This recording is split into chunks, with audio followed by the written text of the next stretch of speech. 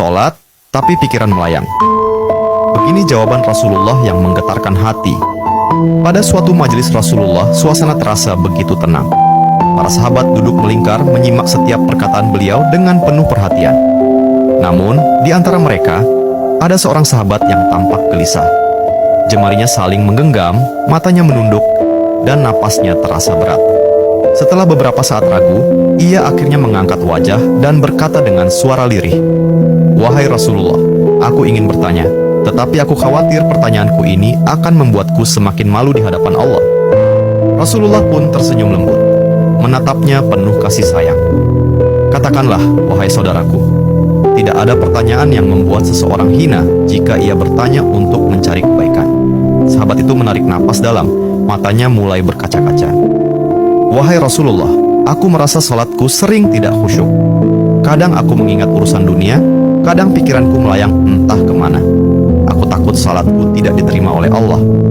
Apakah dengan salat seperti itu, aku tetap mendapatkan pahala?" Suasana majelis seketika menjadi hening. Para sahabat lainnya ikut menunduk, merasakan kegelisahan yang sama. Mereka tahu betapa beratnya pertanyaan itu. Namun, yang terjadi setelahnya benar-benar di luar dugaan. Rasulullah tidak langsung menjawab.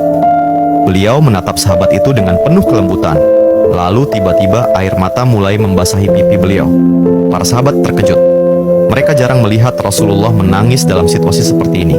Dengan suara bergetar, beliau berkata, "Demi zat yang jiwaku berada di tangannya, sungguh setan tidak akan pernah berhenti berusaha mencuri bagian dari sholat seorang hamba hingga ia teralihkan.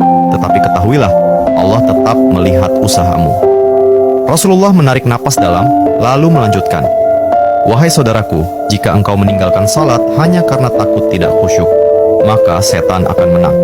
Tetapi jika engkau tetap berusaha salat meski pikiranmu teralihkan, ketahuilah bahwa setiap kali engkau berusaha kembali kepada Allah dalam salatmu, saat itulah Allah menyambutmu." Mendengar itu, sahabat tersebut tak mampu menahan tangis. Begitu pula para sahabat lainnya. Kemudian Rasulullah melanjutkan dengan penuh kelembutan, "Bayangkan seorang ibu yang melihat anaknya berjalan ke arahnya, tetapi anak itu sering jatuh dan tersandung. Apakah sang ibu akan marah? Tidak. Ia justru akan berlari menghampirinya, mengangkatnya, dan mendekapnya erat. Itulah Allah. Ia lebih penyayang daripada seorang ibu kepada anaknya.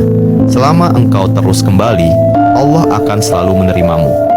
Air mata mengalir di pipi sahabat itu. Kata-kata Rasulullah begitu menusuk hatinya. Sejak hari itu, ia tidak lagi putus asa dalam sholatnya.